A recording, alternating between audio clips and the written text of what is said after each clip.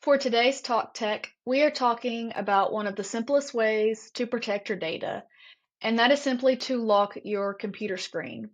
We lock our cars, we even lock our phones. So, why do we not lock our computers, our monitors, when we are away? Today, we're going to learn two simple ways to lock your monitors on Windows. This is extremely important because if you do not lock your computers when you are away, you give the risk of potential customers and employees access to all of your emails, your files, and customer private information. So let's learn how to lock our screens before we step away.